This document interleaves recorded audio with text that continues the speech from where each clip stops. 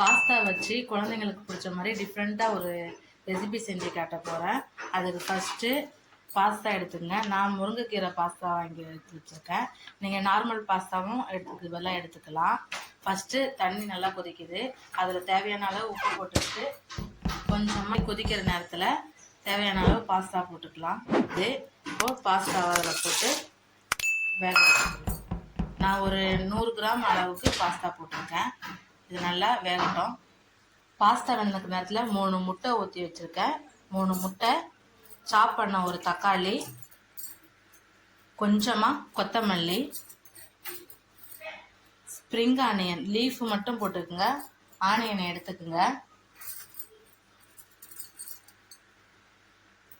தேவையான அளவு உப்பு.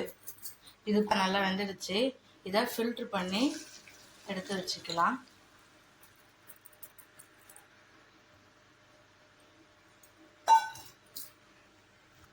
இப்போது சோகல் சாஸ் கொஞ்சம் போட்டுக்கிறேன்.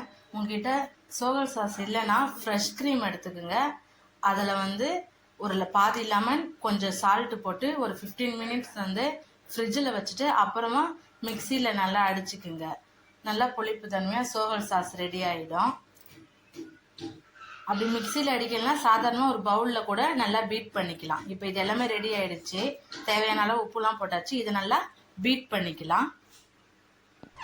கொஞ்சமாக ஒரு பட்டர் ஊற்றி இதில் பாஸ்தா போட்டுட்டு நல்லா செட் பண்ணிக்கலாம்.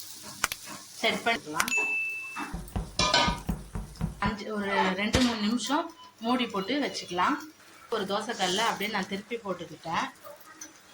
பச்சை பயிறு மசிச்சு வச்சுருக்கேன் வேக வச்சு. அதை இது மேலே ஸ்ப்ரெட் பண்ணிக்கோங்க. பச்சை பயிரை ஸ்ப்ரெட் பண்ணி அது மேலேயே இந்த மாதிரி சீஸ் வச்சுருக்கேன். சீஸ் துருவுற சீஸாக இருந்தாலும் துருவி போட்டுக்கலாம். இந்த மாதிரி லேயர் இருந்தால் சின்னதாக அப்படி பிச்சு போட்டுக்கலாம். இப்போ இதை நல்லா மூடி வச்சுக்கலாம். அவ்வளோதான், ரெடி ஆகிடுச்சு. இப்போ இதை பிளேட்டில் மாற்றி கட் பண்ணிக்கலாம்.